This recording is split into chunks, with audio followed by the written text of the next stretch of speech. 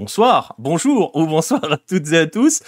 Voilà, on y arrive, on a eu une mise à jour qui a un peu tout cassé, mais c'est pas grave. Voilà, on y arrive, ça fonctionne, on a le son qui est revenu, me demandez pas pourquoi ça a changé, mais voilà, ravi de vous retrouver lundi soir, 22h, vous en avez déjà désormais l'habitude, c'est l'heure de Lucarne américaine. Si jamais vous regardez cette émission en replay ou vous écoutez cette émission, on est en direct sur Twitch et sur Kik. Tous les lundis à 22h, l'occasion pour moi de saluer ceux qui sont déjà présents dans le chat. Vince, Romano, ma foi, Keonda Way, voilà. Ok, il y a un Mexicain dans le coin. Rem, Romano, je l'ai dit. Ma foi, je l'ai dit. Biscuit, Red, Ibra et Watt. RT, bonsoir à toutes et à tous, je le disais, donc c'est le 3e épisode de cette lucarne américaine. On va passer à peu près 1 heure pour se promener sur les différents pays, sur les Amériques, tout simplement. On va naviguer entre pays dans les Amériques ce soir. Bonsoir à Alex Mino aussi qui est dans le chat. On va découper l'émission en 2 parties. Vous connaissez, pour ceux qui étaient déjà là, si vous découvrez, ça va fonctionner comme ça. 2 parties dans l'émission. D'abord, quelques news sélectionnées aux petits oignons, hein, par moi-même, bien sûr. Et ensuite, on a une deuxième partie qui est un dossier. Et cette semaine, le dossier, il est spécial. Hein. C'est pas ce qui était prévu à l'origine, mais voilà, il s'est passé ce qu'il s'est passé. On va parler de César Luis Menotti parce que c'est important de consacrer un bon moment à ce qu'il était, César Luis Menotti, ce qu'il représentait, ce qu'il va peut-être laisser. C'est une question qui va rester ouverte et vous verrez, on en parlera dans la deuxième partie de l'émission. Et ensuite, troisième partie, il y aura donc forcément les Golasso Hello et les rendez-vous. Bref, on va parler de tout cela. Oui, on évoquera la Coupe du Monde 78, forcément. Vous verrez, j'ai coupé ça en quelques points parce qu'une émission sur Menotti, je pense qu'on pourrait faire comme Diego, on pourrait faire une émission de 3-4 heures. Donc voilà, on va pas faire 3-4 heures, j'ai dit c'est 1 heure, 1 heure et demie max. Donc voilà, j'espère que vous êtes confortablement installés. On va pouvoir démarrer. Et si vous en avez l'habitude, on va démarrer comme toujours les lucarnes américaines désormais par les news de la semaine. Et comme la semaine dernière, on va débuter justement, on va débuter par ce qui s'est passé dans l'épisode précédent. Vous vous souvenez peut-être la semaine dernière, je vous avais parlé de Bolivie, de football en Bolivie, je vous avais parlé du tournoi. On en avait profité pour faire un petit peu le point sur ce qui s'était passé dans ce pays-là ces derniers mois et d'évoquer une finale que personne n'avait vu venir entre San Antonio Bulo Bulo et l'Universitario de Vinto. Je vous laisse réécouter l'émission de la semaine dernière ou juste les news que j'ai découpées justement, si vous n'êtes pas au courant, pour voir quelles sont ces 2 équipes et comment on en est arrivé là. Bref, cette semaine, donc, mercredi et dimanche, c'était la grande finale de ce championnat, la Copa Paceña, première partie de la saison bolivienne, finale entre, donc, je le répète, San Antonio Bulo Bulo et l'Universitario de Vinto, et cette finale a été remportée, alors je ne sais pas si vous le voyez, mais vous voyez une photo d'un vainqueur, et ce vainqueur, c'est San Antonio Bulo Bulo, qui s'est donc imposé grâce à une victoire au Capriles au match aller mercredi 2-1 et un match nul à la maison au retour, 1 but partout. Je vais même en profiter pour vous montrer les buts. Vous voyez les buts du match aller, les 2 buts de San Antonio Bulo Bulo, avec notamment ce joueur là qui est en train de marquer, Felipe Passadore. On en avait parlé la semaine dernière de cet attaquant argentin de 23 ans. Si vous n'étiez pas là, je vais quand même rappeler parce que l'histoire est quand même dingue. Ce garçon était sans club, avait formé à Belgrano, était sans club. C'est lui aussi qui va marquer le seul but du match retour. Il est le meilleur buteur de ce tournoi. Ce garçon avait déposé une annonce sur Facebook dans un groupe ouvert pour les joueurs qui sont libres et qui cherchent un club ou un agent. Il a été meilleur buteur de la Copa Simón Bolívar que San Antonio Bulo Bulo a remporté pour arriver en première division. Et il est donc aujourd'hui meilleur buteur de ce tournoi que son équipe vient de remporter, 23 ans. C'est quand même assez incroyable cette histoire. Et donc voilà, je salue Paul Bismuth qui est dans le chat. Il n'y a pas de Tony Parker à San Antonio Bulo Bulo, Pierre. Salut à Carole. Je viens d'avoir la fibre, j'espère enfin pouvoir regarder en direct. Ça devrait aller, j'espère. Mais t'as raté les bugs de début, donc tu vois, t'arrives au bon moment. Bref, donc je le disais, cette équipe-là est donc championne pour sa toute première saison de l'histoire en première division bolivienne. Vous avez vu les buts. La conséquence de tout cela, c'est que cette équipe-là, San Antonio Bulo Bulo, est la première vraiment, pour le coup, première équipe qualifiée pour la Libertadores 2025. La deuxième est tombée hier soir, hein, c'était Estudiantes qui s'est imposé au tir au but en finale de la Copa de la Liga Argentina face à Vélez, mais le tout premier qualifié pour la prochaine Libertadores s'appelle San Antonio, boulot. Vous en savez un petit peu plus sur cette équipe parce qu'on en a parlé la semaine dernière, et donc voilà, c'est une grosse surprise, c'est une sacrée sensation. On va voir maintenant comment cette équipe-là va résister. Parce que je pense par exemple à Felipe Passadore, ça va être compliqué quand même de le conserver, mais qui sait. Voilà, je vous laisse, si vous avez Twitter, allez sur Twitter et cherchez en marquant San Antonio boulot, vous allez voir que c'est très drôle, il y a beaucoup de choses très drôles. Il y a des clips qui sont mis à base d'équipes brésiliennes, époque Ronaldinho, Adriano et compagnie, pour montrer ce que sera cette équipe en Libertadores l'année prochaine. Bref, voilà, ça, on aura donc un nouveau participant à la Libertadores, il sera bolivien. Et ça sera, je l'ai vu ta blague, Red le Rouge. Je sais pas s'il y aura un San Antonio chômage, mais voilà. Bref, ils sont qualifiés. Vous allez me dire, tout va bien dans le meilleur des mondes. On a eu un tournoi avec donc une surprise, un tournoi qui s'est passé somme toute à peu près normalement, mais bien évidemment, on est en Bolivie, donc les choses peuvent pas forcément se passer complètement dans le calme. À la veille du match aller, le club a publié ce communiqué sur ses réseaux que je vais vous traduire tout simplement. Compte tenu des mauvaises campagnes menées par certains clubs, des déclarations surgissent en essayant de ternir notre finale de Cochabamba et la première de notre histoire. C'est pourquoi notre club demande le respect en ce moment, lorsqu'il s'agit de discréditer le tournoi, le tournoi à la Copa Paceña, ce tournoi d'ouverture, avec des plaintes verbales envers notre plus haute entité fédérale. Je vais vous expliquer ça dans un instant. Nous exhortons Noel Montaño et Marcelo Claure à présenter des preuves de cette diffamation, et s'ils ne veulent pas, seulement profiter du moment où ils n'ont pas de compétition pour diffamer le président de la fédération bolivienne. Alors vous êtes en train de me dire, mais qu'est-ce que c'est que ce communiqué qu'on envoie à la veille d'une finale pour parler de Marcelo Claure, c'est le président de Bolivar, Noel Montaño, c'est l'ancien président de l'association Cruceña de football. Pourquoi est-ce que ces gens-là sont nommés? Pourquoi un tel communiqué? Pourquoi parler de discrédit? Et pourquoi donc défendre le président de la fédération bolivienne? Si vous aviez suivi les épisodes précédents, il y a un 9-10 où je parlais de ce président-là, c'est Fernando Costa, l'homme qui a tenté de s'attaquer au match truqué. Je vous renvoie vers cet épisode et vers ce dossier du 9-10 qui doit remonter à 6-7 mois. Bref, alors pourquoi ce communiqué? Eh bien écoutez, on va rentrer un petit peu dans le détail. Noel Montaño, je le disais, c'est l'ancien président de l'association Cruceña de football. Alors, ancien parce qu'il a été viré, ils l'ont dégagé de la fédération parce que ce garçon, il a accusé le président de la fédération bolivienne, qui je le rappelle, s'était transformé en lanceur d'alerte pour lutter contre les matchs truqués, les paris sportifs et tout, si vous vous souvenez de tout ça. Il l'accuse donc à Fernando Costa d'avoir acheté l'arbitre d'un match qui avait opposé le Real Santa Cruz à The Strongest en 2021. C'était la dernière journée du championnat. Et en gros, il fallait que The Strongest s'impose pour être assuré du titre. The Strongest avait perdu 1-0. Et donc, il se dit, en tout cas, Noel Montaño dit que Fernando Costa avait fait en sorte que The Strongest perde et donc ne soit pas titré à la fin de cette compétition. Je ne sais pas s'il a des origines catalanes. Le fait est que voilà, il a été destitué de sa présidence. Sachez que lui aussi est accusé de corruption. Tout le monde s'accuse un petit peu de corruption. C'est un petit peu magnifique. Et donc, vous comprenez ce qu'il y a un petit peu là-dessous, c'est qu'on est en plein règlement de compte. Alors, The Strongest a quand même réagi à tout cela, parce que The Strongest, souvenez-vous des histoires avec Fernando Costa l'année dernière. Je vais vous montrer à quoi ressemble Fernando Costa si vous avez des images. C'est lui, Fernando Costa.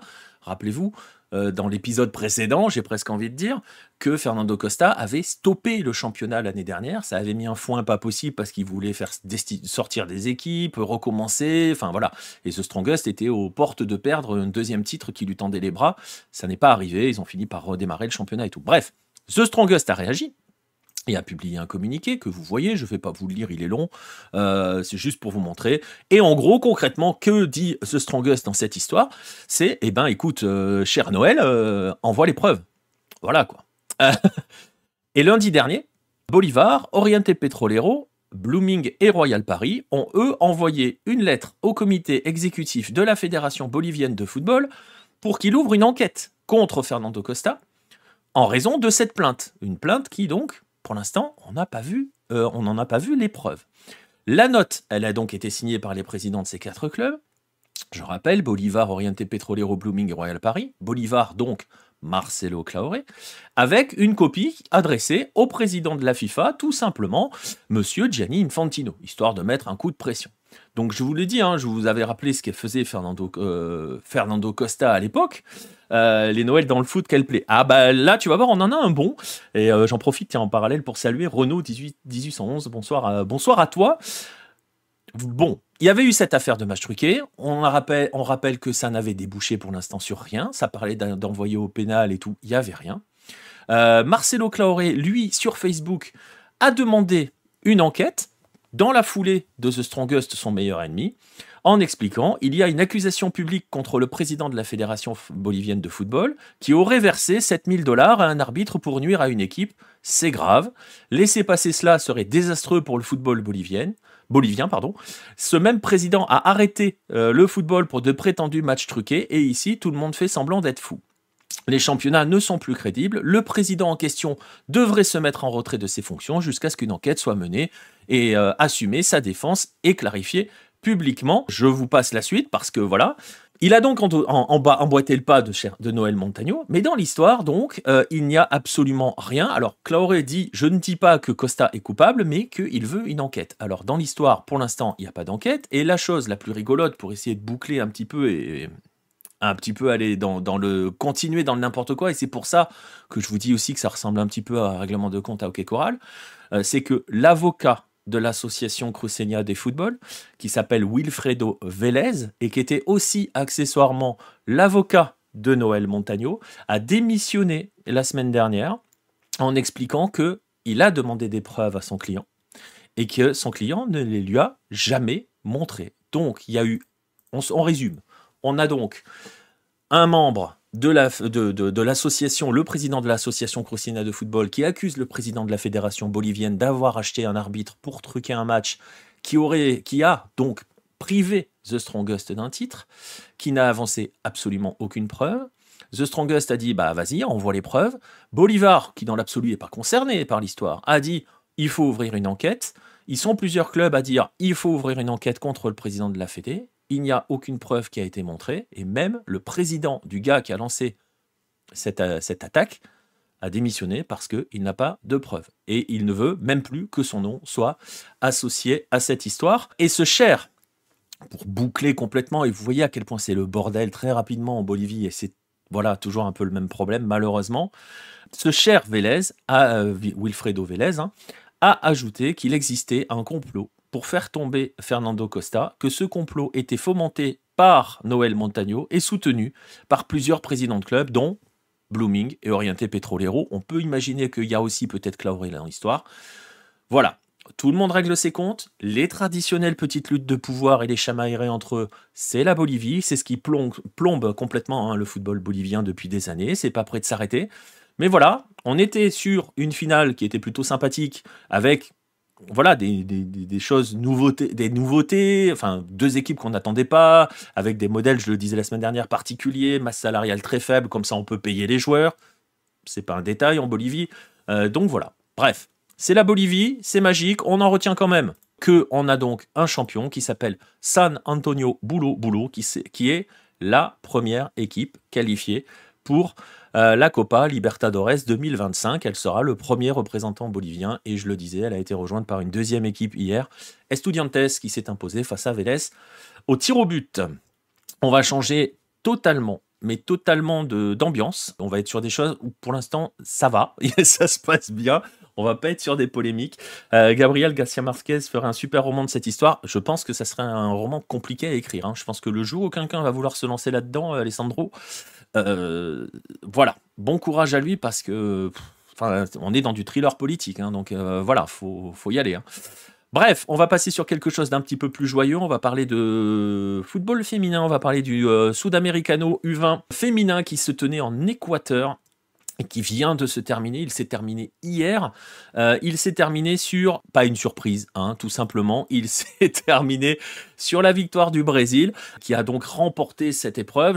J'explique brièvement un petit peu comment ça fonctionne, tout cela, si vous n'êtes pas trop habitué à ces compétitions-là, parce que c'est pas le même format justement que la Copa América chez les grands, chez les A. Le Sudamericano U20, c'est pareil chez les filles et chez les garçons. Vous avez d'abord une première phase de groupe où les 10 pays sont répartis en deux groupes de 5. Les 3 meilleurs de chaque groupe se qualifient pour un tour final à 6, d'où le nom de ce tour final qui est hexagonal. Voilà, c'est pas trop compliqué à comprendre. Et là, cette année, à cette hexagonale finale, donc 6 équipes, et on devait définir quelles seraient les 4 équipes qui accompagneront, choisissez, la Colombie à la prochaine Coupe du Monde de la catégorie. Et donc, le Brésil s'est imposé. Pourquoi dis-je que ce n'est pas une surprise, cette histoire? C'est parce que c'était la 10e édition du Sudamericano U20 féminin, et c'est juste la 10e victoire du Brésil. Voilà, elles sont championnes chaque année. Donc les Brésiliennes sont encore championnes, et elles seront accompagnées. Donc quels sont les pays, outre la Colombie, mais je vais vous expliquer dans un instant pourquoi, vont les accompagner. Vous le voyez sur cette image, il va s'agir de l'Argentine, du Paraguay et du Venezuela. Petite anecdote, petite statistique au passage, le Paraguay a terminé 2e de ce Sudamericano, et c'est la 4e fois en 10 éditions que le Paraguay est la 2e meilleure nation chez les filles, chez les U20, sur le championnat sud-américain de football. Alors, ça qualifie donc ces 5 équipes pour la Copa América, la Coupe du Monde de la catégorie. S'il y en a 5 qui se qualifient, c'est qu'il y en a une, voilà, qui se retrouve un petit peu à la place, vous voyez ce que je veux dire. Cette équipe-là, c'est le Pérou, qui a donc terminé 6e de l'hexagonale, et qui a même pris 2 tôles, hein. Ils ont pris 5-0 contre l'Argentine et 6-1 contre le Venezuela. Et c'est terrible parce que les filles de la Blanquerroja avaient fait un super premier tour, et elles se sont complètement écroulées sur ce tour final. Bref, donc, je le disais, vous avez ces 5 équipes qui viennent compléter le casting de la Coupe du Monde. Casting qui est donc désormais complet pour la Coupe du Monde. Elle va se dérouler à la fin de l'année. Et pourquoi la Colombie est déjà qualifiée? Parce que c'est la Colombie qui va l'accueillir, cette Coupe du Monde. Tout simplement, ça se déroulera du 31 août au 22 septembre prochain. C'est la 11e édition de la Coupe du Monde de la catégorie, tout simplement. Ça n'est que la 2e qui va être organisée en Amérique du Sud. Petit clin d'œil quand même, c'est assez rigolo. La précédente, c'était en 2008 au Chili, et c'était celle avec laquelle, c'était le sujet sur laquelle a été écrit le tout premier article, le billet inaugural de Lucarne Opposé, puisqu'à l'époque, j'avais parlé de la demi-finale qui attendait l'équipe de France U20 face à la Corée du Nord dans cette Coupe du Monde U20. Bref, il y a des petites nouveautés quand même sur cette Coupe du Monde U20 féminine 2024. C'est la première qui va se disputer à 24 équipes. Donc voilà, on étend un petit peu le nombre de participants. Je vous rappelle que l'Espagne est la tenante du titre, ou je vous le rappelle, ou peut-être que vous ne le saviez pas. Le Brésil a fini 3e de la dernière édition. Il avait été éliminé en demi-finale par le Japon. Et si vous voulez un petit peu plus d'infos, donc je le disais, début de l'épreuve, 31 août prochain, finale le 22 septembre. Ça va se répartir sur 4 stades. Et le tirage au sort des groupes, la France y participe. Hein, j'ai pas noté le casting complet, mais la France va y participer. La France est même dans les têtes de série et dans le chapeau 1. Tirage au sort des groupes aura lieu le 5 juin prochain à Bogota. Forcément, on ira en parler à un moment donné. On en parlera de cette histoire et de ce tirage. On dévoilera les groupes complets. Voilà, on en reparlera. Mais si vous voulez suivre la Coupe du Monde U20, eh bien, ça se déroulera en Colombie à partir de la fin août. On va passer à la dernière news de la semaine. Alors, je disais, on a commencé sur du un peu lourd, même si on avait de la joie avec un titre. On est sur quelque chose un peu plus sympa. Là, on va rigoler un petit peu. On va aller au Chili. Je vais vous emmener à Iquique, c'est un port, une ville portuaire au nord du pays. Hein. On n'est pas très très loin en termes de kilomètres et d'heures de route de la frontière avec le Pérou. Et je vais vous emmener dans ce stade, magnifique stade d'ailleurs, qui porte un joli nom, Tierra de Campeones, terre des champions, tout simplement. C'est le stade de la ville et c'est le stade de l'équipe locale, le Deportes Iquique, qui est probablement une des équipes qui a l'un des plus beaux surnoms, puisque ce sont les Dragons Célestes, si je vous le traduis en français. Bref, on va pas parler d'état de terrain, on va pas parler de football, de choses, on va parler de police. Alors il y a eu une opération qui a été menée parce qu'il s'appelle la Brianco, la brigade antidrogue de la police chilienne. Cette opération magnifique, qui a un nom Opération Fantasma, voilà, a été un vrai succès. Hein, donc c'est lutte contre les narcos et le trafic. Hein, et cette opération a été un vrai succès parce que les forces de l'ordre ont saisi 1600 kilos de drogue et ont arrêté 6 personnes. Alors vous me dites, bon ok, super, jusqu'ici, tout va bien. Sauf que ces chères forces de l'ordre, au lieu de faire des tweets en mode certains de nos ministres français ou certains de nos préfets, ou etc., ils se sont dit, la Brianco s'est dit, bah, on va faire une conférence de presse histoire de montrer qu'on est des champions. Et ces champions-là, ils ont trouvé une idée de fou. Ils se sont dit, on va faire la conférence de presse dans ce stade, au Tierra des Campeones. Et qu'est-ce qu'ils ont fait? Et ils se sont dit, étape d'après, qu'est-ce qu'on va faire? Bah, vous savez quoi, on va carrément mettre tout ce qu'on a saisi sur le terrain. Voilà. Donc, ils ont posé 1600 kilos de drogue sur le terrain du stade du Deportes Iquique, et qui est aussi le stade municipal. Vous voyez les images en gros plan de à quoi ça ressemble, et vous voyez, je vais vous montrer une image un petit peu plus lointaine. Voilà ce que ça donne. Il y a des morts, voilà, il y a des paquets de drogue déposés un petit peu partout sur le terrain. Ils ont montré leur force, sauf que ça n'a pas fait rire du tout. Parce que sur ce terrain-là, sur ce stade-là, qu'ils ont donc fermé à ce moment-là, d'habitude, ce sont, alors quand c'est pas l'équipe de foot qui joue, ce sont les gamins de la ville, puisque c'est le stade municipal. Donc, ça a grogné par rapport à ça. Le correspondant de la radio, d'une radio de la région, Christian Nunez, a partagé ça sur Twitter pour montrer son indignation, et ça a explosé derrière. Le conseiller municipal de la ville, Washington Santos, a carrément envoyé une lettre au maire de la ville en lui disant « Non mais mec, c'est pas possible, le stade ne peut pas être utilisé pour montrer des images de ce type, parce que il estime, à juste titre, hein, enfin ou pas, hein, voilà, que l'image d'un stade de foot ne peut pas être utilisée pour montrer une saisie de drogue, parce que ça n'a rien à voir avec ce qui se passe dans un stade. Et en plus, voilà, le club n'a pas vraiment réagi. On sait qu'au niveau du foot, ça a grogné un petit peu sur certains, parce que voilà, tu associes donc l'image du club aussi à ces prises, à ces échantillons, enfin à cette capture, à cette lutte contre les narcos. On est quand même dans des coins où c'est un peu, faut faire attention. Et on a même des athlètes, qui font de l'athlétisme. Un qui est local, qui est un coureur de 400 mètres, notamment au Chili, qui s'appelle David Escobar. Non, ne riez pas, je vous jure que c'est vrai. Qui est triple médaillé quand même dans les Jeux sud-américains. Qui a fait part de sa colère parce qu'il explique carrément qu'ils sont allés poser ça sur le terrain d'herbe, que eux, athlètes, n'ont même pas le droit de fouler sous peine de prendre des sanctions. Bref, c'est la news un petit peu rigolote, ça fait rire quand même, c'est pas grave, c'est pas la mort, mais c'est juste pour dire à nos chers communicants des forces de l'ordre, essayez de trouver d'autres idées quand même, voilà. Et c'est donc là-dessus qu'on va clore cette partie sur les news de la semaine. On va pouvoir donc maintenant aller se concentrer sur le dossier. Je le disais, j'avais pas prévu ça à l'origine, j'étais parti sur toute autre chose. On va le garder de côté parce que c'est entre guillemets du contenu froid, quoique il est alimenté un petit peu fréquemment. Je vous dis pas ce que c'est, on en reparlera un autre jour. On va passer donc maintenant au dossier de la semaine. Alors vous le savez tous, sauf si vous étiez coupé du monde ce week-end, donc César Luis Menotti s'est éteint ce dimanche à l'âge de 85 ans. Ah, si ça s'affiche pas, ça marche pas, voilà. À l'âge de 85 ans, il avait été hospitalisé fin mars pour une anémie et une phlébite, et son état, forcément son état inquiété depuis plusieurs semaines, ne faisait qu'empirer, donc voilà, l'inévitable, le terrible est arrivé. Sa mort laisse un vide, forcément. Elle marque aussi, surtout, le départ d'une autre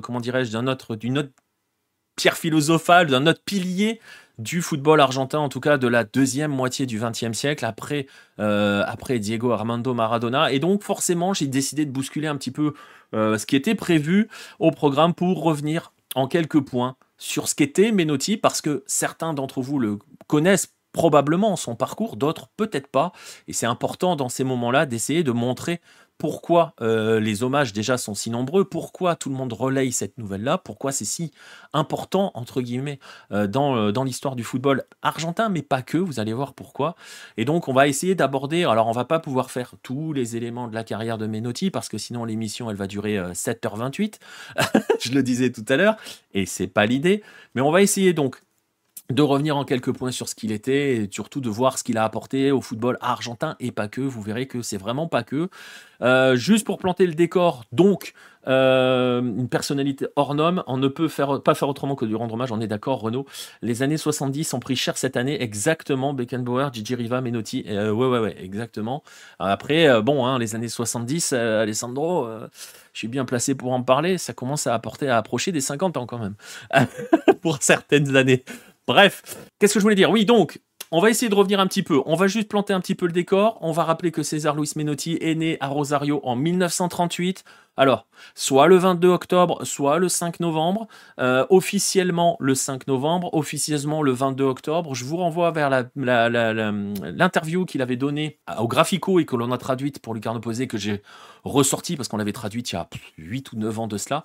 Donc je l'ai ressorti aujourd'hui pour que vous puissiez avoir un petit peu plus enfin voilà, puissiez avoir la parole de Menotti. Il a été joueur, hein, le Flaco Menotti, surnommé le Flaco, si vous ne savez pas, ça veut dire le maigre, hein, parce que tout simplement il était grand et fin. Vous voyez sur cette image du Graphico, il a été joueur, il a joué à Rosario Central notamment.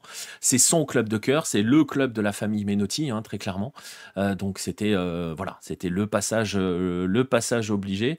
Ça me rappelle que Bilardo, lui non plus, n'est pas au top. Non, Carlos Bilardo est atteint d'une maladie neurodégénérative et ça va pas fort. Je me souviens qu'à l'époque où Diego nous a quittés, ils ont fait en sorte de ne pas lui annoncer. Donc je sais pas s'ils lui ont dit depuis. Mais je sais qu'à ce moment-là, parce qu'il allait déjà pas très fort. Donc non, c'est toute cette génération-là, ça va pas très fort. Et on parle de génération parce que, et on parlera de Bilardo forcément tout à l'heure, mais Menotti est né en 38. Donc je vous disais, soit 22 octobre, soit 5 novembre, c'est juste une histoire que son père était pas là le jour où il est venu au monde et il est arrivé trop tard pour l'enregistrer, donc il a décidé de l'enregistrer au 5 novembre. Bon, bref. Bilardo est de mars 1938, donc c'est vraiment, où je crois, à peu près par là. Donc en tout cas, il est de 38, c'est la même année. Donc je le disais, il a été joueur, Menotti, milieu de terrain, il a joué à Rosario Central, son club de cœur, donc il a joué aussi à Racing, il a joué à Boca, il a même joué à Santos, à l'époque de Pelé, et donc il s'est très rapidement quand même reconverti entraîneur, puisqu'il a vécu sa première expérience d'entraîneur de manière assez rigolote à Newell's, l'ennemi absolu de Central. Je vous renvoie vers l'interview, comme ça, l'entretien, comme ça vous pourrez comprendre tous ces éléments-là. Il en parle, il explique pourquoi il est de Central, il explique pourquoi il est allé il n'est pas senti comme étant un traître pour aller lorsqu'il a débuté comme entraîneur adjoint à Newell's. Je vous laisserai découvrir tout cela.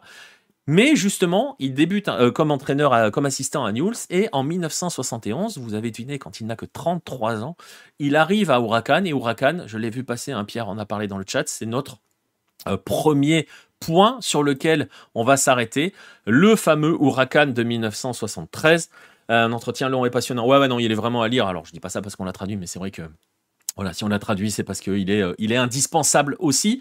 Et donc voilà, on va parler de cet Huracan de 1973. Pareil, hein, on va essayer de... J'essaye d'entrer dans le détail, mais pas trop, parce que sinon, je vous dis, l'émission n'a plus de fin. On avait fait, je crois, une émission de 4 heures ou 5 heures sur Diego, et on pourrait faire pareil sur Menotti, il y a de choses à dire. Mais c'est important, on est sur une séquence hommage. Je pense que je mettrai en place des... Il va y avoir des choses autour de Menotti, de l'écrit, de la vidéo. Je réfléchis à des formats. Donc il y aura pas mal de choses parce que c'est quand même un monstre qui nous a quittés. Et donc je le disais, Menotti n'a que 33 ans quand il arrive à la tête du Globo et il construit une équipe. Il a le temps de construire une équipe avec, parfois, il va chercher à l'époque, parfois des joueurs totalement méconnus. Et le cas le plus symbolique, le plus symbolique, c'est René Ousmane. Alors ça ne vous parlera peut-être pas à vous qui êtes plus jeune. Bon, moi je l'ai pas vu jouer non plus, mais voilà, quand on s'intéresse au football argentin, on sait qui est René Ousmane. René Ousmane, il va le chercher à l'époque, en 1973. Il a 20 ans, ce garçon, et il n'a juste jamais joué en première division. Il joue en 3e division à Defensores de Belgrano. Et c'est Menotti qui va le chercher. Et ce garçon, il a des caractéristiques très particulières. Il est petit, 1m65, c'est un ailier qui passe son temps à dribbler. On disait qu'il était capable de dribbler le vent. Cette phrase est absolument incroyable. Je vous laisse Imaginez à qui ça peut laisser penser. Et en fait, il s'inscrit dans ce Huracan-là. Il faut planter le décor aussi dans cette époque-là. Huracan n'a juste jamais rien gagné à l'histoire depuis que le football argentin est professionnel. Donc ça fait plus de 50 ans qu'Huracan n'a rien gagné. Ils ont gagné des titres, on est à l'époque amateur, mais là, c'est rien du tout. Et donc, il s'appuie sur ce genre de joueurs. Il a un mélange de joueurs avec ces jeunes-là et d'autres types de joueurs qui sont déjà au club. Je pense à Coco Basile, que l'on connaît. Il a été sélectionneur de la sélection argentine plus tard. Bref, il met en place cette équipe et surtout, il met en place une idée claire. Dans une époque où c'est pas franchement le truc, le but du jeu, c'est d'avoir le ballon. C'est de combiner, de trianguler, de construire des actions rapides et tout. Et soit de construire des actions rapides à base de triangulation, soit de savoir être patient. En gros, de savoir contrôler le rythme d'un match et entre guillemets d'étouffer l'adversaire. Ça vous fait penser à quelqu'un, on en parlera plus tard. Et c'est véritablement une révolution parce que, si vous ne le savez pas, le football des années 60-70 en Argentine, c'est pas un football de poète, c'est un football d'une violence inouïe, un petit peu à l'image des sociétés. D'ailleurs, un jour, il faudrait peut-être s'amuser à faire un parallèle entre la façon dont on joue au foot et les climats sociaux des époques, mais en tout cas en Argentine, le football argentin des années 60-70 est extrêmement violent. Le début des années 70, c'est Estudiantes, on va en reparler parce que vous allez voir, parce que vous savez peut-être qui est présent du côté d'Estudiantes et ce que représente Estudiantes, c'est celui d'Independiente. Pour paraphraser un petit peu des termes de Menotti, le football des années 70 en Argentine, c'est l'époque de la triche et des mesquineries. Voilà. Et lui, son Huracan, doit juste savoir jouer au football. Savoir être bon, savoir bien jouer. Mais le problème, c'est que le truc, c'est que ça marche. Et Huracan, lorsqu'il aborde ce tournoi, le Metropolitano 1973, juste pour rappeler qu'à l'époque, il y a 2 tournois en Argentine. Un tournoi qu'on appelle le Metropolitano, qui généralement occupe la première moitié de l'année, le premier semestre, et qui n'est ouvert qu'aux équipes affiliées officiellement à la fédération. Et le deuxième, qui s'appelle le Torneo Nacional, qui lui est ouvert à des équipes qui sont affiliées de manière indirecte, qui se qualifient via des championnats plus régionaux, via des ligues régionales. Bref, c'est des tournois longs quand même. Et donc, ce qui se passe, c'est que son Huracan massacre à peu près tout le monde. Il y a des équipes qui prennent de sacrés cartons. Pour vous donner une idée à quel point le Globo domine outrageusement ce tournoi de Metropolitano 1973, c'est qu'ils sont premiers sur 31 des 32 journées. Et ils sont sacrés à 2 journées de la fin. Pas connu le Globo de 73. El Flaco, je l'ai découvert au Mondial 78. Ouais, je peux comprendre, Isanoé. Je peux comprendre. Ousmane, un dribbleur incroyable. Exactement. Faudra que j'en parle un petit peu de ces joueurs-là. Faut que je trouve des formats pour parler de certains joueurs de ces époques-là, parce qu'ils sont forcément méconnus encore plus chez nous, et ça peut être hyper intéressant. Bref, je le disais, Ousmane et la bande de Menotti, voilà cette équipe d'Huracan de 1973. Et bien cette équipe d'Huracan de 1973, elle est donc tout simplement championne. Elle est sacrée championne. Vous voyez un extrait du graphico de l'époque qui s'affiche. Champion à 2 journées de la fin, devant Boca. Ce qui est intéressant dans l'histoire, c'est que c'est aussi... Alors, il y a la façon de jouer, il y a un certain football qui est mis en avant. On n'avait pas vraiment vu ça avant, mais c'est surtout le premier titre d'une équipe qui n'appartient pas aux 5 grands dans l'histoire sur un tournoi long. Il y a eu des titres avant pour Central et pour Newell's, mais sur des tournois plus courts. Là, c'est sur un tournoi long, 32 journées. Et c'est surtout, à l'époque, et ça va le rester très longtemps, l'unique titre professionnel d'Huracan. Le deuxième titre professionnel d'Huracan, c'est la Copa Argentina 2014, 41 ans plus tard. Et donc, je le disais, c'est le triomphe d'une autre manière de jouer. Il montre à cette époque-là que l'on peut jouer. On est dans un football, je le disais, violent. On revoyait les épisodes d'Intercontinental avec Estudiantes notamment. On en a déjà parlé. Revoyez les épisodes avec Independiente, les triches en Copa Libertadores. Voilà, bref. Il y avait des équipes qui avaient montré un petit peu une façon qu'on pouvait jouer au football et triompher. Je pense à la Chacarita en 69, j'en avais parlé dans un magazine. Mais bref, cet Huracan-là apporte un vent de fraîcheur. Un vent de nouveauté. Il y a un côté révolutionnaire à sa façon de jouer. Il n'y a pas vraiment de lendemain, on va pas se mentir, à cette Huracan-là. Personne ne va suivre ce chemin-là à ce moment-là. Cette équipe-là, mine de rien, elle a quand même un héritier à Huracan. C'est celui de ce que l'on a appelé les Anges de Kappa en 2009. Pareil, emmené par un garçon qui n'était pas vraiment 10, qui était un peu 9,5 plutôt à l'époque. Un garçon qui s'appelait Javier Pastore, vous savez, un autre flaco.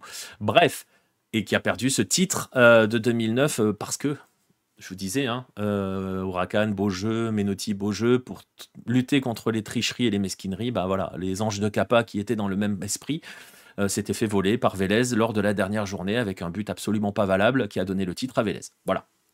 Bref, c'est le premier fait de gloire de Menotti, très clairement. Il se fait un nom véritablement là. Et pourquoi ça ne dure pas aussi? C'est parce qu'il va quitter Huracan et il va être chargé de reconstruire l'Argentine. La sélection. La sélection argentine était à la dérive totale. Depuis plusieurs années, 66 avait chuté et la sélection argentine, un petit peu dans le climat de l'époque, Menotti le disait lui-même, c'était plus vraiment un honneur d'aller représenter la sélection argentine à cette époque-là. On va donc aborder son cycle à la sélection, mais l'Argentine est vraiment à la dérive, le processus des sélections est vraiment à la dérive, et donc Menotti est nommé avec pour une mission, véritablement, 1978 et la Coupe du Monde que l'Argentine va avoir à organiser. L'organisation, on va planter un petit peu le décor de tout cela parce que c'est là où il y a une autre dimension qui va arriver. L'organisation de la Coupe du Monde est donnée à l'Argentine avant le coup d'État. On va essayer de rappeler un petit peu tout ce qui s'est passé. On va rappeler donc le contexte. On est au début des années 70, c'est celui du terrorisme d'État. Il y a eu des massacres avec des exécutions de militants de gauche sous la dictature, de la révolution argentine. Il y a un semblant de démocratie qui semble s'installer avec le retour de Perón de son exil. Ça dure pas vraiment. Il y a plusieurs mouvements politiques et sociaux qui font que tout s'effondre après la mort notamment de Perón. Il y a une véritable décomposition sociale, économique et politique, qui est un petit peu fomentée par les libéraux et qui vont aussi servir à justifier ce coup d'État. Il y a des organismes paramilitaires qui sont un petit peu partout. Et on pense par exemple à la AAA, qui est l'Alliance anticommuniste argentine, qui organise le massacre des Ezeiza en 1973. On est dans un climat très très lourd, on sent que ça bascule, qu'il y a une démocratie qui est en train de basculer. Et finalement, comme ça a été dit, alors on en avait parlé sur Hello, je remettrai le lien aussi, parce qu'on avait l'entretien et les réactions de Ricardo Gota, qui est auteur d'un livre qui s'appelle Fuimos Campeones, qui est vraiment un livre qui retrace la campagne de 78, pardon. Le coup d'État n'a pas été une grande surprise. On savait que ça allait arriver à n'importe quel moment. On sentait que ça allait arriver. Et donc, la dictature arrive et elle se retrouve à devoir gérer cet héritage qui est l'organisation de la Coupe du Monde 1978. Particulier pourquoi? Parce que ça va diriger les regards du monde vers son pays. Bon, ça a été un peu un casse-tête. On va pas entrer dans le détail. Est-ce qu'on va l'organiser ou pas? Il y a eu plusieurs éléments pour et contre. Videla n'était pas trop pour au départ, mais bon, finalement, ils organisent ça. D'ailleurs, si vous regardez le logo de la Coupe du Monde 1978, si vous vous en souvenez, c'est un ballon de foot avec deux bras qui font ça, et ça, ce sont les bras de Perón. Voilà, tout simplement. Donc vous voyez, il y a des messages un petit peu cachés partout, mais c'est pas trop ça qui est le problème de la dictature, c'est qu'il va falloir gérer un autre homme, César Luis Menotti. Parce que Menotti, lui, c'est un homme très à gauche, mais vraiment très à gauche. Son père était péroniste, vous l'avez probablement vu si vous avez lu l'interview, la maison était parfois prise pour cible quand il était gamin. Lui a été péroniste, a quitté le mouvement quand il a vu ce que c'était en train de devenir, il est devenu membre du Parti communiste. Donc, vous imaginez que quand on est sur une dictature telle que la dictature s'est installée, telle que la dictature argentine, il n'était pas bon être trop communiste. Et pourtant, Menotti reste à la tête. Il pense à partir à ce moment-là, mais il est maintenu à la tête de la sélection. Et en gros, l'idée c'est que l'idée de la junte à l'époque, c'était de se dire, Menotti va être, entre guillemets, je vais le dire comme ça, l'opium du peuple, il va permettre de détourner les regards. Il avait envisagé, je l'ai dit, de quitter le poste. Il accepte ce mariage et il le dit lui-même, parce que on lui a dit, il vaut mieux lutter de l'intérieur que d'être à l'extérieur. Bref, donc lui, il savait concrètement ce qui se passait. Il le savait parce qu'il allait aux réunions entre guillemets des résistants communistes et tout. Donc il savait ce qui se passait. Il a dit plus tard qu'il savait pas vraiment, qu'il pouvait pas imaginer que ça allait jusqu'au vol de la mort. Je rappelle pour ceux qui savent pas ce qu'étaient les vols de la mort, c'était que Les opposants, ils étaient mis dans des avions et ils étaient balancés dans le Rio de la Plata, hein, tout simplement. Ils connaissaient l'histoire des Aparecidos. Voilà, il y avait un contexte donc de répression et d'oppression très très fort. Et lui, en fait, il s'est dit, je vais lutter au sein de ma sélection par la façon d'être de ma sélection. Alors, il y a plein d'histoires, hein. On va pas toutes les évoquer. Il y a même une histoire que Rappelant, et Menotti l'a expliqué dans un documentaire, justement sur cette époque-là, où il explique qu'il a caché une résistante qui allait, avant qu'elle parte en exil pardon, en Europe. Le pape François disait un peu la même chose que lui en tant qu'évêque de la Buenos Aires, je crois, il luttait de l'intérieur. En fait, ouais, c'est ce que lui ont dit, lui ont conseillé d'autres membres du Parti communiste de rester au poste pour voilà. Donc, il a résisté à sa manière sur le terrain parce que il a gardé son image de révolutionnaire de gauche. Il a continué d'écouter. Ça, c'est Huracan, c'est pas la bonne chose. Il a gardé cette image même dans le style de révolutionnaire de gauche, continuer d'écouter de la musique, de faire venir des gens sur des concerts, des gens qui étaient très à gauche, pour donner des concerts devant la sélection et devant la junte notamment. Et c'est ce que nous dit Gotha, hein, Ricardo Gotha, que sa résistance passait par le terrain, que le jeu était offensif et surtout reposait sur une notion, la notion de liberté. Et c'est très important de saisir cela parce qu'il y a beaucoup de messages cachés. Il y a beaucoup de choses qui sont dites sur cette Coupe du Monde 78. Et il y a beaucoup de messages cachés. Je vous renvoie vers l'histoire des poteaux noirs du Monumental. La bande noire au pied des poteaux. On l'a su bien après que c'était un message envoyé par les jardiniers de soutien envers tous ceux qui étaient torturés et tués par la junte. Personne ne le savait à l'époque, hein. La junte pensait que c'était le classique parce qu'ils n'étaient pas très foot non plus. Bref, le fait est que il fallait que cette équipe représente le peuple, apporte aussi ce rayon de liberté au peuple, et forcément son Argentine, elle est quand même assez redoutable. Il avait une Argentine, parce qu'elle est quand même très dévaluée, hein, l'équipe de 78, il avait quand même une équipe qui était très solide à chaque poste, qui jouait un football très offensif, et surtout, et c'est ça qui avait changé à l'époque, parce que après 66, parce qu'il y a toujours eu ce côté on veut faire comme l'Europe, son équipe avait un ADN très argentin. Menotti, vous l'avez peut-être vu dans l'interview, vous avez peut-être vu des éléments qui ont été présentés sur Menotti, est très attaché à l'ADN, à l'identité d'un pays. Il vante absolument le Brésil de Pelé, le Brésil de 70 notamment, et il est très très rude envers le Brésil qui a oublié son identité, par exemple. Donc voilà, donc il y avait quand même une équipe qui était quand même très très très très solide. Fillol dans les buts, qui était un énorme gardien. Passarella était un très très grand défenseur. Et puis il y avait des joueurs offensifs comme Ardiles, par exemple. On va pas entrer dans le détail de la sélection parce que je vais perdre la moitié des gens. Mais il y avait surtout un joueur exceptionnel qui s'appelait Mario Kempes. Et qui était donc un petit peu le maître à jouer de cette équipe-là. Et sur le banc, Ousmane était sur le banc, par exemple, le fameux René Ousmane. Bref, c'était une équipe très dévaluée, mais très très forte, qui a donc décroché le titre, le premier titre argentin. Il y a des polémiques, on va pas entrer là-dessus, on sait tous, le Argentine-Pérou, j'ai déjà écrit là-dessus, il y a déjà eu des choses là-dessus, donc je vais vous renvoyer là-dessus. Mais le fait est que cette idée de jeu qui a triomphé avec Huracan, cet esprit de liberté, et essayer de retrouver un petit peu l'identité footballistique argentine, ce jeu fait de liberté et un petit peu touchant à l'art, hein, parce qu'on sait qu'il y avait des liens aussi très forts entre le tango et le football, par exemple. Bref, il fait passer ce message-là.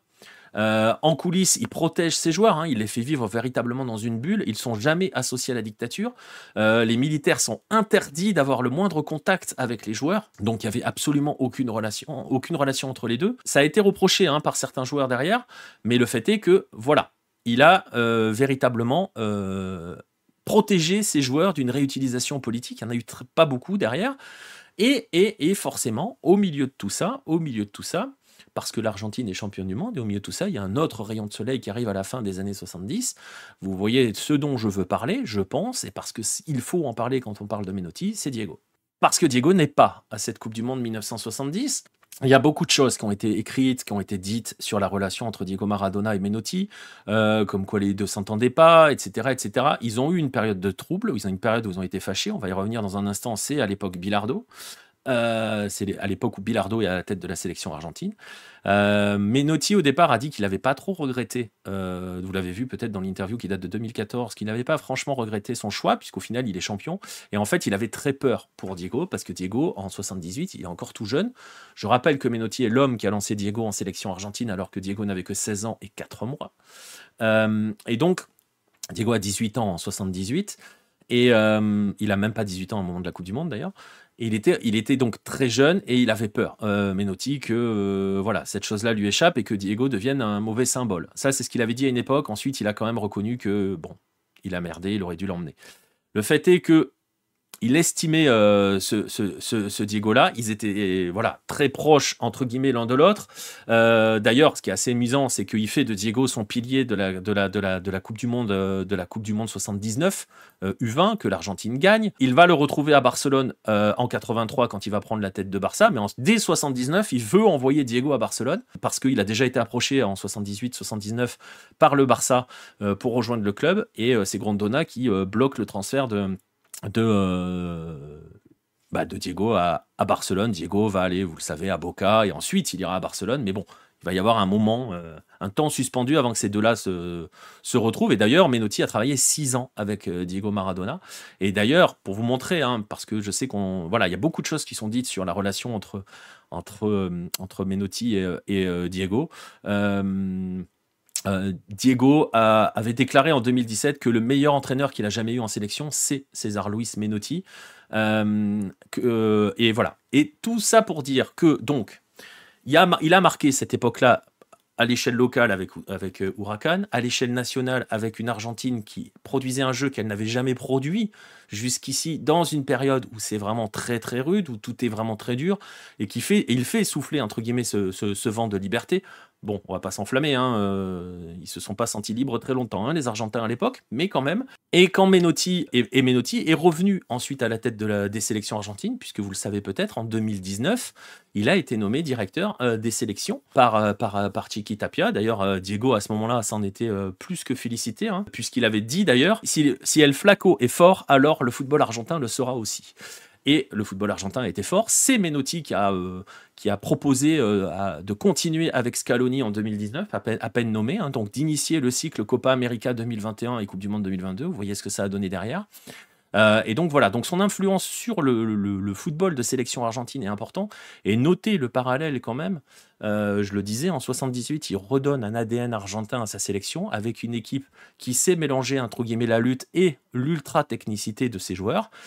C'est exactement ce qu'a fait Scaloni avec la sélection de 2022. Tout ça pour dire qu'il y a cette ligne, cette filiation qui est clairement assumée et qui est assez évidente. Alors, on évoque forcément Menotti, on est obligé, si on évoque Menotti, on est obligé, comment dirais-je, d'évoquer Diego, mais on est aussi obligé d'évoquer Bilardo parce que on va aller au-delà d'une lutte entre deux sélectionneurs, les deux premiers sélectionneurs champions du monde, mais on va aussi aller sur quelque chose qui a vraiment dépassé le cadre du football, puisque c'est devenu limite une opposition philosophique comme il y en a rarement, hein, quand même dans le football, et comme on en voit rarement dans certains pays.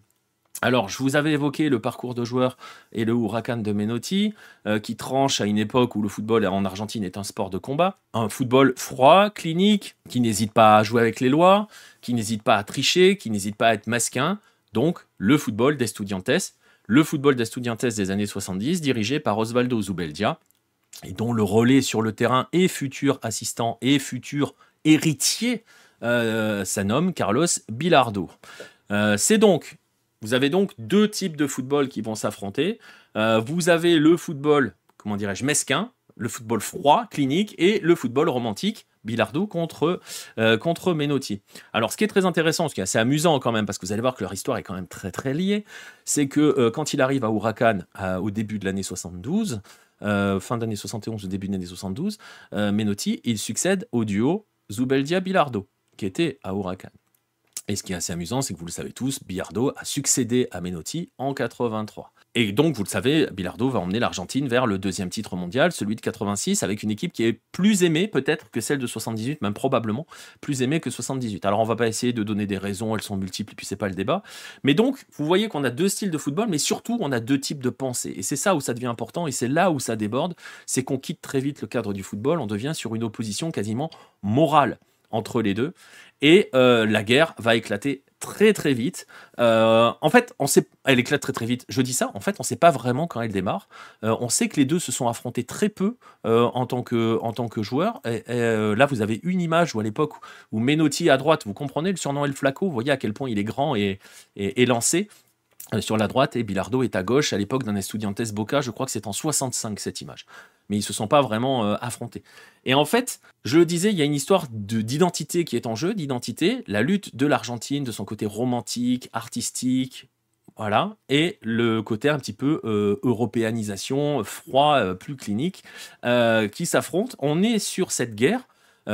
Pour vous donner une idée, à l'époque, le football argentin, l'ADN argentin, la façon de jouer argentine avait un nom. Ils appelaient ça, cette façon de jouer, ils appelaient ça le nôtre, notre façon de jouer. Donc voilà. Donc c'est une guerre qui éclate par médias interposés, qui ont bien joué pour bien mettre le feu aux poudres à chaque fois. Vous aviez, pour schématiser un petit peu, vous aviez d'un côté, vous aviez Clarín qui était plus pour Menotti. Et vous avez de l'autre côté des personnes comme Victor Hugo Morales, la fameuse voix de la Coupe du Monde 86, qui était plus pro Bilardo. Et justement, on évoque Victor Hugo Morales, c'est cette guerre qui va créer le fameux Barrilete Cosmico de Diego quand il marque ce but face aux Anglais. Barrilete Cosmico, le cerf-volant traduit cerf-volant cosmique. Eh bien, sachez que cette phrase n'est pas une inspiration de Victor Hugo Morales sur l'instant, n'est pas une espèce d'envolée en transe de Victor Hugo Morales après le but de Diego face aux Anglais. Non, elle vise directement Menotti, parce que c'est lui qui a créé cette notion de cerf-volant pour Diego. Il l'a créé lors d'une interview qu'il a donnée en se rendant à la Coupe du Monde au Mexique. Il est interviewé par un journaliste qui est avec lui dans l'avion, qui le tanne un petit peu, et au bout d'un moment, Menotti lui dit: c'est bon, vas-y, on va parler, fais ton interview et tout. Et l'interview est publiée le 25 mai, soit presque un mois avant ce match-là, et donc Menotti explique que pour lui, Diego est devenu un cerf-volant, et donc en gros, il essaye de parler du fait que depuis 84, il progresse plus trop, et il est un petit peu baladé du point de vue émotionnel, il sait pas trop comment jouer dans cette équipe d'Argentine, il vise clairement Bilardo, on va pas se mentir. Et donc, c'est lui qui crée cette histoire du cerf-volant cosmique. Alors, si vous voulez d'ailleurs en savoir un petit peu plus, instant publicité, ça coûte pas de mal, tout est là-dedans. Dans 22 juin 86, voilà. Il est question de cette histoire. Menotti est très présent, forcément. La guerre Menotti-Bilardo est présente. L'histoire du Barrilete Cosmico est présente là-dedans. C'est dans la boutique de Lucarne Opposé, n'hésitez pas. Vous voyez l'épaisseur, ça, vous aurez de la lecture. Mais voilà, tout est là-dedans. Et bref, voilà. Alors, c'est lui qui a créé clairement le cerf-volant cosmique. Mais au-delà de ça, je le disais, donc cette lutte entre ces deux hommes a coupé l'Argentine en deux pendant 20, 30 ans. Enfin, depuis 86, l'Argentine était coupée en deux. Ça a un petit peu changé. Ça s'est adouci, entre guillemets, une fois que Bielsa est apparu. Mais à une époque, c'était pas compliqué. Dès qu'un entraîneur arrivait, il fallait le classer soit bilardiste, soit ménotiste. C'est exactement ça, Waterté. Il fallait choisir son camp, concrètement, et ça a un petit peu bougé les lignes avec Bielsa, pas trop avec Bielsa, plus avec ses héritiers qui sont extrêmement nombreux, qui ont inondé depuis le football argentin et qui sont dans des entre-deux. Et pendant très longtemps, on est devenu qui était le nouveau Bielsa ou qui était l'héritier de Bielsa. Et ça a encore un petit peu changé, notamment avec Gallardo, parce qu'il n'appartient à aucun camp. Il y avait un mélange de Bielsa et de Sabella. Sabella, c'était pas non plus Bilardo. Enfin, c'est compliqué. Vous voyez, les lignes ont bougé un petit peu, mais pendant une bonne vingtaine d'années, cette histoire, cette lutte Bilardo-Menotti est devenue, je le disais, une lutte morale qui opposait deux camps. Et en gros, concrètement, c'était deux visions du monde. Celle où tout est permis pour pouvoir avancer, face à celle où non, il y a la beauté du geste, entre guillemets. Et merci Nirai pour le follow. Et donc, ça a véritablement coupé l'Argentine pendant 2 décennies, et ça continue, on continue de l'évoquer un petit peu, mais il n'y a plus cette guerre ménotiste-bélardiste, déjà, parce que les deux sont très âgés, il y en a un qui vient de nous quitter, il y en a un autre qui n'est pas forcément dans les meilleures des conditions. Moi, quel est mon camp? En fait, tu vois, je pense que c'est générationnel. Je pense que si tu demandes à ceux qui ont grandi dans cette Argentine-là des années 70-80, moi je suis pas argentin, donc je peux pas te le dire, mais qui l'ont vécu au quotidien, ils ont forcément un camp, je pense, entre les deux.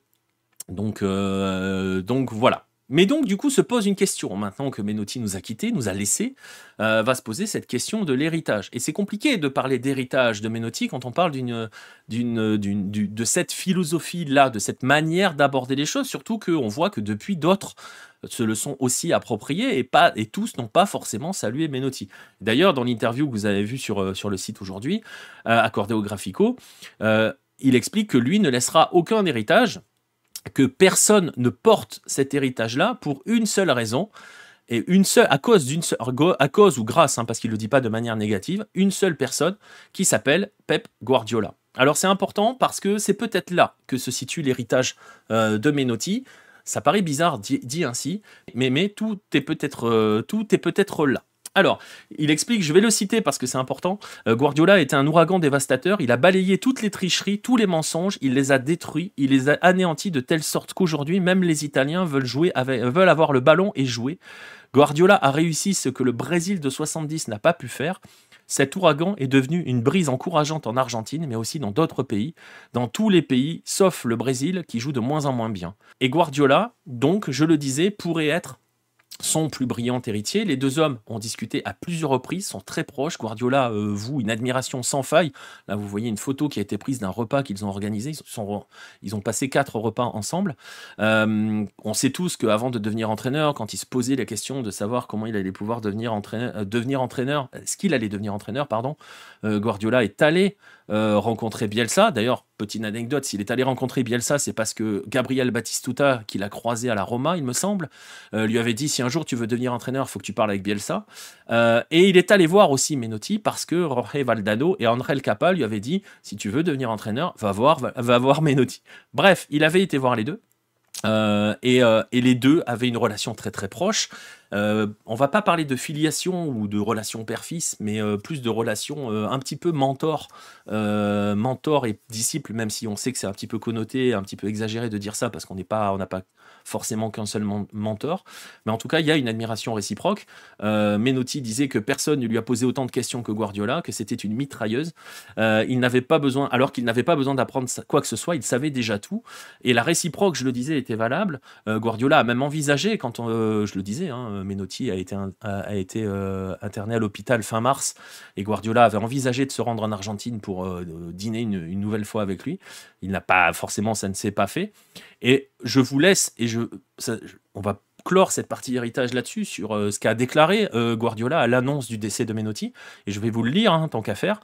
J'éprouve une grande tristesse à l'idée que quelqu'un avec qui j'ai partagé pas moins de 30 heures de merveilleuses conversations au cours des 4 fois où j'ai visité l'Argentine soit parti. Pour moi, c'était un génie grâce à ses idées, c'était le plus grand séducteur du football argentin. L'écouter, c'était une conférence. César était tout, l'esprit, l'éducation, l'intelligence. Il faisait de la poésie avec ses mots et était toujours fidèle à ses convictions. Le style n'est pas négociable, disait-il toujours. Lors de ma dernière visite à Buenos Aires en mars 2018, nous avons eu encore un merveilleux et long et amusant dîner, avec toutes les nuances footballistiques qui me passionnent. Je voulais simplement l'écouter.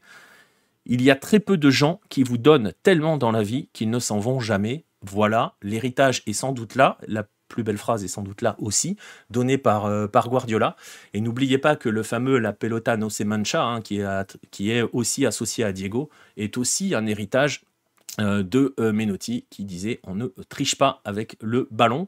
Voilà comment on peut refermer ce dossier sur César Luis Menotti. C'était important d'en parler. Je le disais, il va y avoir toute une série, il va y avoir une série d'articles, il va y avoir aussi d'autres formats. Je vais réfléchir à différents formats parce que il faut que les gens puissent mesurer, ceux qui ne savent pas, ceux qui savent aussi, ça leur fera plaisir de redécouvrir ça.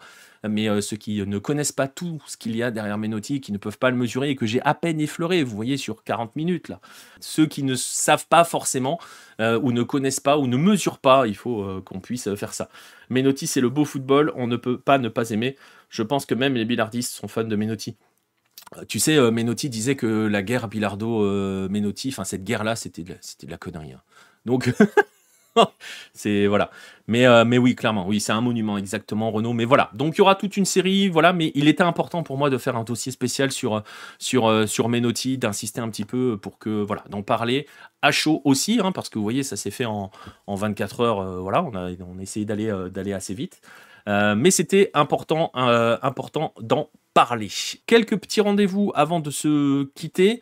C'est une semaine de Libertadores. Donc il y a des matchs de nuit, mardi, mercredi, jeudi, hein, dans ces nuits-là, dans les nuits de mardi à mercredi, de mercredi à jeudi, de jeudi à vendredi. Je ne suis pas convaincu de pouvoir les assurer. Pour ne rien vous cacher, je travaille jusqu'à 1h du matin, mardi, mercredi et jeudi. Donc ça me fait arriver en cours de route, mais peut-être.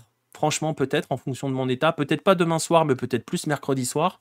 Demain soir, ça m'étonnerait. Ce qui est certain, c'est qu'on se retrouvera samedi prochain pour la soirée MLS, vers 1h du matin. Le prochain, il faudra parler de la Liguilla qui nous attend au Mexique. Il y aura un article dans la semaine, hein, Alessandro. Vraiment, pour le coup. J'ai pas fait l'article de résumé de la fin du tournoi, mais il y aura un article sur la Liguilla, très clairement.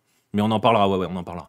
Donc il y aura la soirée MLS du samedi soir, ça vous en avez l'habitude, vers 1h du matin, parce que je crois que les premiers matchs sont vers 1h30, enfin 1h40, hein, vous connaissez le truc. On se retrouvera probablement lundi prochain, c'est pas sûr à 100%, parce qu'il se peut que je sois en déplacement toute la journée, et dans ces cas-là, je peux pas écrire mon émission. Donc si je peux l'écrire la veille, peut-être, on verra. Mais bon, si on se retrouve pas lundi prochain, on se retrouvera le lundi d'après pour Lucarne américaine. Vous connaissez le lieu, vous connaissez l'endroit. Ça se passe en direct sur Twitch. Si vous nous écoutez, hein, si vous revoyez en replay sur YouTube ou en podcast, n'hésitez pas à venir le lundi à 22h si vous pouvez, que ce soit sur Twitch ou sur la plateforme verte. Voilà, comme ça vous pouvez réagir pendant l'émission, poser vos questions si vous le souhaitez. Voilà, on va rester là pour cette 3e épisode de Lucarne américaine. L'occasion pour moi donc justement de saluer ceux qui étaient présents dans le chat. Merci à vous, toujours un plaisir de vous retrouver. On se retrouve donc samedi soir pour de la MLS, peut-être en milieu de semaine pour de la Libertadores. Et sinon, prochain rendez-vous, probablement lundi prochain. Ce qui est certain, c'est que ça sera un lundi, ça sera à 22h et ça sera toujours à cet endroit-là. D'ici là, bon match au singulier et surtout au pluriel parce qu'on est qu'en début de semaine et qu'il y a pas mal de foot à regarder. Et on se retrouve déjà samedi pour une soirée MLS. Salut tout le monde!